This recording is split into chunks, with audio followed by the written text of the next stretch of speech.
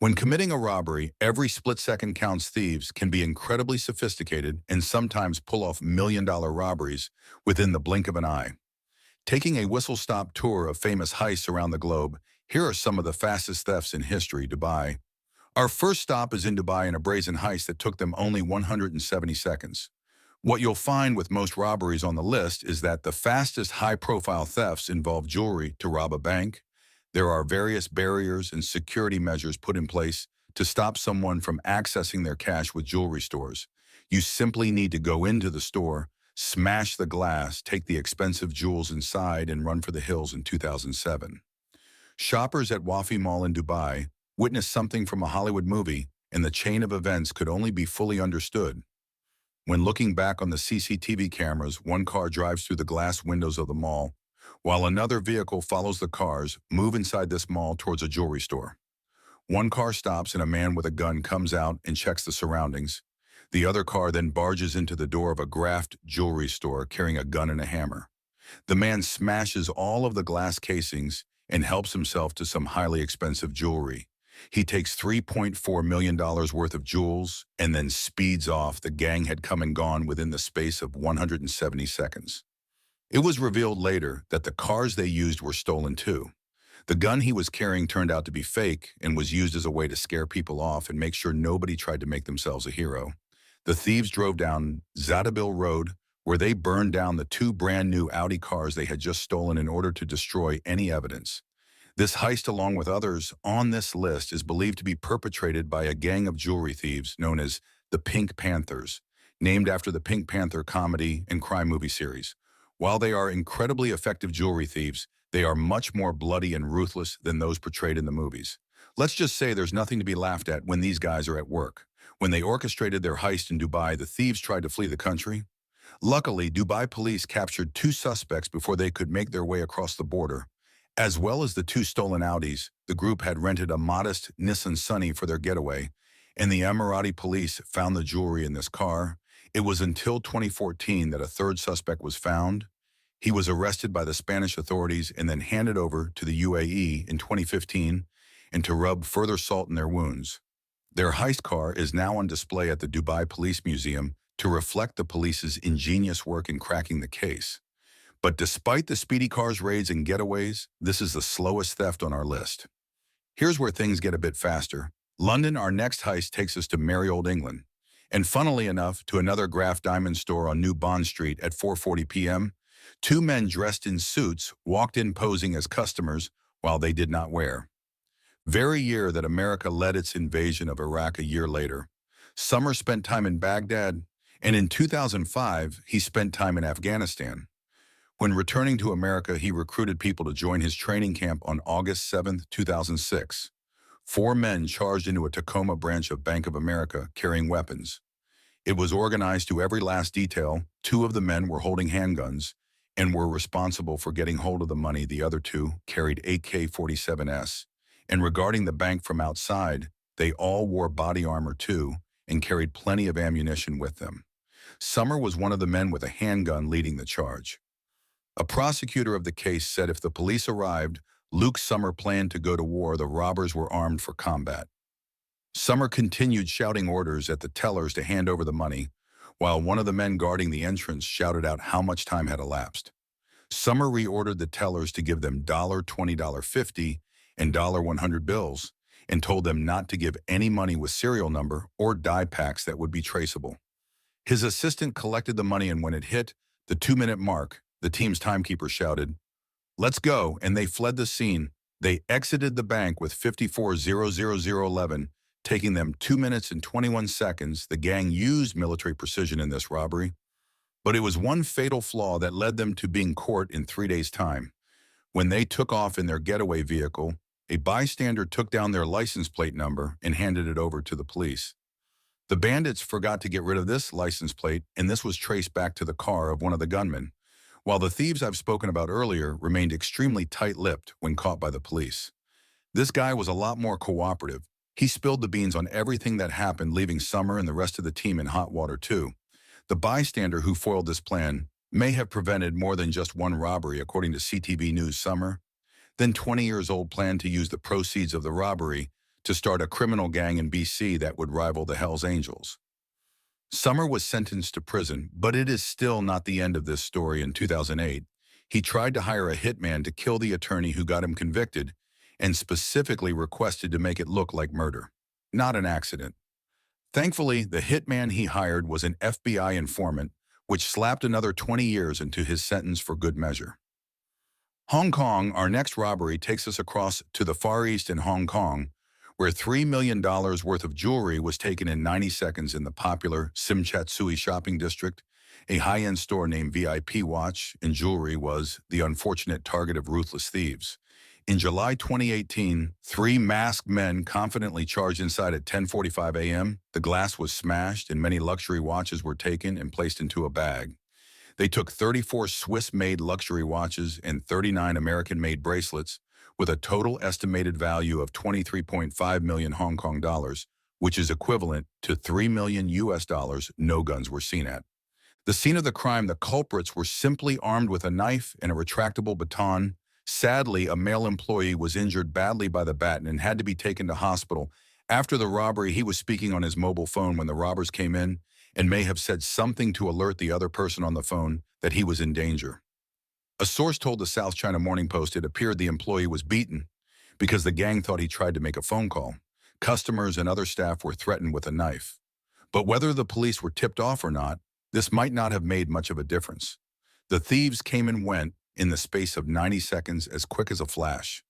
The robbers fled the scene onto the nearby Lock Road, where their getaway vehicle awaited. Superintendent Wang Chi said from our preliminary investigations, this getaway car is believed to have been stolen in Yuen Long District in March. The fact that this car was stolen months before the heist tells you just how much planning and preparation went into this 1.5-minute job. Another vehicle was also found on fire and is believed to be linked to the case. The police believe that the bandits handed over the jewelry to someone else while switching getaway cars, and afterward they made their way into mainland China. Two of the men are believed to be Chinese and could speak fluent Cantonese. The other robber was of South Asian descent. Arrests were made weeks after the heist. All three men were believed to be caught by police, and a girlfriend of one of the men also turned herself in for her involvement too. However, the stolen goods have not been recovered.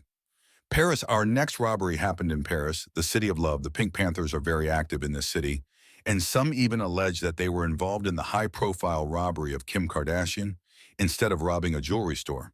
Sometimes it is easier to simply mug an individual carrying expensive belongings. In 2014, thieves decided to put this to the test and rob a Saudi prince on a quiet Sunday evening. At around 5 p.m., Prince Abdul Aziz Binford left the Four Seasons, George V, one of the most expensive hotels in all of Paris. A premier room at this place will cost you nearly $200 a night. Having checked out, the Saudi prince was on his way to take his private plane at Le Bourget Airport, but would be interrupted along the way. As a royal family member, he did not travel alone and traveled in a convoy alongside security guards and aides. The lead car was a Mercedes van, which had some of his aides inside. However, this level of security did not seem to be enough. 8 masked gunmen driving BMWs swooped in and hijacked the Mercedes van without firing any shots. They made off with a briefcase.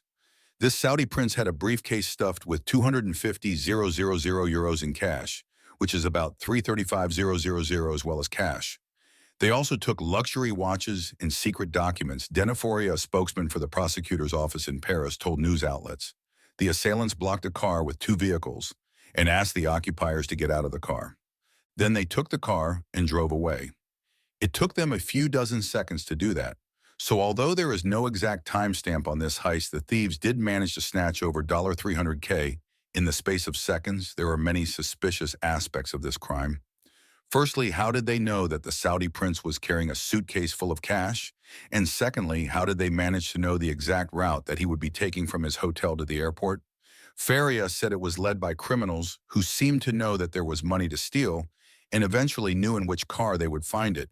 When we hear that somebody has been robbed of their possession, our first instinct is to feel sympathetic toward them. However, the French public were not exactly shedding tears for this Saudi prince who found himself short of 150,000. The prince had just finished a 2-month vacation in Paris and was known for leading a lush and lavish lifestyle. An article in Le Monde contained comments such as, "The prince lost his day's pocket change," and another person wrote 3 little minutes of production from their oil wells tax included nonetheless. The French authorities took this incredibly seriously, and a year later, 9 men were arrested in connection with the heist. The convicts may have been linked with the Pink Panthers. And the fact that the theft was done so quickly and professionally certainly points to this New Jersey and New Jersey. We have not only one of the fastest robberies ever committed, but one of the biggest teams involved too. Virani Jewelers, a jewelry store in New Jersey, found itself suddenly swarmed by a total of 8 gunmen. One of the thieves appears to point a gun at a man near the entrance, while another took out a hammer and starts smashing the glass. The robbery happened at 7:45 p.m., which was minutes before the store was about to close. The thinking behind this may have been that there would be very few customers in the store at this point, and the workers may have also been caught off guard having spent the whole day at work. However, this happened in June 2022, so it was still broad daylight at that hour. In just 1 minute, 8 of the thieves run in, smashed the glass, and stashed jewelry in their bags. It's clear that these people knew what they were doing and did not hang around for long. They took what's believed to be $1 million worth of jewelry. This is Little India. It is known as a major jewelry market. People come here from well beyond New Jersey, but tonight many in this neighborhood are shaken as police hunt. That group of suspects, Little India, specializes in Indian jewelry and is a popular shopping district for the South Asian community. And not just New Jersey, but most of the East Coast. According to Fox News, the region attracts South Asian customers from Maine to Maryland. There are at least 10 to 15 other jewelry stores in the area. So it's a mystery why they chose this store and not the others. Local woman Miss Bar Chaudhry witnessed the crime and said how comfortable and confident they were. They came in like they owned the store. They're like, all right, everybody down breaking stuff, filling up their bags, walking away like they had no worries in the world. Thankfully, the only damage caused was to the property at the store. No serious injuries, reported Brittany. Some of those business owners tell me tonight they plan to get together and meet with the mayor come Thursday. Brittany, to talk about safety. This robbery happened over a year ago, and there have been no further updates on who the culprits are and where they $1 million of jewelry. Of its expensive jewelry, according to the store owner, Irina Sule, the guy reaches into his pocket and pulls out a hammer. I didn't even understand how a hammer could fit in there. And he says, and this is how you use a hammer. He smashed 3 of our main displays. Each of the 3 men had their own specific job. One man worked with the hammer, while another had a bag filled with jewelry. The third person, meanwhile, operated as a lookout. Sule says the whole thing lasted 38 seconds. They took 2.5 full cases of diamond engagement rings, newer pieces we've designed in-house, and pieces we've collected, Art Deco and Edwardian rings. But obviously it was less about the jewels they were taking and more about the dangers she and her staff found themselves in. Honestly, it's very scary. I couldn't even talk yesterday. I was hyperventilating, crying, sobbing, and shaking. Of course, they had put plenty of preparation into the heist. They knew exactly what cases to take from. They only took the big-ticket items. The guy holding the door yelled, "What are you doing? Don't move. I'm going to shoot." And that's when I was like, okay, we're not moving. We're not doing anything. We're just quiet. None of us said a word. The situation touches upon something high-end jewelers face on almost a daily basis for a lot of these stores. You cannot simply walk in and be buzzed in by the staff. One of the men was buzzed in while the other hid behind. She did not want to deny him access to the store and let him straight in. A lot of jewelers will have to literally judge someone by their appearance and decide to not let them into their store, Soleil said. I always like to give people the benefit of the doubt. It's difficult. You try not to racially profile anyone and not be judgmental or discriminatory. Since then, Sulai has been nervous about opening the door up for anybody. I'm so frightened, I'm not even opening the door to my loyal clients. Sulai said, I even recognize who they are and I won't let them in. The store said that they will be hiring a security guard and increasing its security measures as a result of this robbery.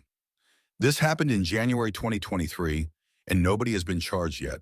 So presumably, police are still actively looking for the culprits. Cannes in the south of France is world-renowned for its annual film festival. And in 2013, the Carlton Hotel experienced something straight out of a Hollywood film script. As this news report explains, it was a case of life imitating art. And how about this? A brazen daylight multi-million-dollar jewel theft in the very hotel in the French Riviera That was a setting for a movie about a brazen jewel thief played by Cary Grant. It was all too real this time. It was a special evening for the hotel. The glamorous Carlton Hotel on the French Riviera is a favorite haunt of the rich and fabulously famous, which makes it a good place to exhibit diamonds, and turns out not a bad place to steal them either. The exhibition was organized by the Lviv Diamond House, owned by Israel billionaire Lev Lviv, and while the staff were loading the necklaces, the thief pulled off a speedy snatch and grab. He walked in with a gun and a scarf covering his face, and the staff simply had no other option but to hand it over. He did this all in the space of 27 seconds. The Carlton Hotel is located across a beautiful and busy seafront promenade. All the thief had to do then was simply blend in with the massive crowd outside. John O'Connor, a former head of the British police force, was almost full of praise about the criminal. When speaking to CBS, that's a classic way of getting away with it. Blend into the crowd. It's a brilliant piece of utterly simplistic, easy robbery. Initially, the Carlton thought that the thief took 40 million euro worth of jewels, which is equivalent to about 43 million. However, they realized later on that it was 100 million euro worth of jewels that they had taken, or $109 million. One French police officer told the Guardian thieves seeking his rich pickings. A full and urgent operation is underway to catch the culprit and recover these jewels. Another, the police officer, told the Nice newspaper. The raid took place in broad daylight at a time when hundreds of tourists were enjoying the sunshine. It could not have been more daring. The thief took advantage of the crowds and the fact it was Sunday and the atmosphere was relaxed. As you can imagine, the thief is suspected to be a member of the Pink Panthers, and the heist has all the characteristics of their trademark snatch and grab robberies. Some even believe that it could be connected to thieves from the gang who escaped a Swiss jail that Thursday. On July 25th, Milan Paparic was freed after fellow gang members rammed a gate and overcame security with AK-47s. Paparic is the third Pink Panther to break out of a Swiss jail in 2013. 10 days after the robbery loss, adjusters offered $1.3 million for information, leading to the recovery of the stolen items, and sent out released images of some of the stolen jewelry. But they have not heard a dicky bird since Hong Kong Part 2. Our final robbery takes us back to the beautiful city of Hong Kong. It was possibly the fastest amount of money a thief could possibly make, where they accumulated $3 million in just 10 cc in 2017. Thieves targeted Chao Sang Jewelry, which is also situated in the Tsim Sha Tsui district. Except this time round, they did not even have to step foot inside the store to make the robbery expensive. Jewelry was on display by the window, and two thieves decided to take sledgehammers, smash the windows, and take all of the items in a bag. A third person was working with them and allowed them to flee on a motorbike. A police spokesperson said the stolen property includes a diamond necklace, jade earrings, a diamond bracelet, and diamond rings. They were both wearing face masks and hats, but the police concluded that they were not ethnically Chinese. Ultimately, they were done and dusted in the space of 10 seconds. So even if the clerk called the police may not have even picked up the phone. By the time they were still there, 9 pieces of jewelry were snatched in total. Apparently, they left an empty suitcase and a paper bag at the scene, which could prove useful for fingerprints. In September of that year, a woman was walking through Kowloon Park and noticed something sparkling in the ground. It was a diamond ring. She assumed it was fake and picked it up. However, when she got back to work, she realized that this diamond was found only 150 meters away from a jewelry store that was recently robbed. She thought it was a normal reaction to report it to the police and said her find was nothing worth reporting. She worked as a cleaner, so this piece of jewelry could have been life-changing for her, and thankfully the jewelry store did send her some gifts as a way of saying thank you. So with all of the clever and cunning thieves I've discussed in this video, it's good to know that there are still some honest and pure souls among us. I don't know how many of us would do the same. Thank you so much for watching. Please click on some of the videos you see in front of you now.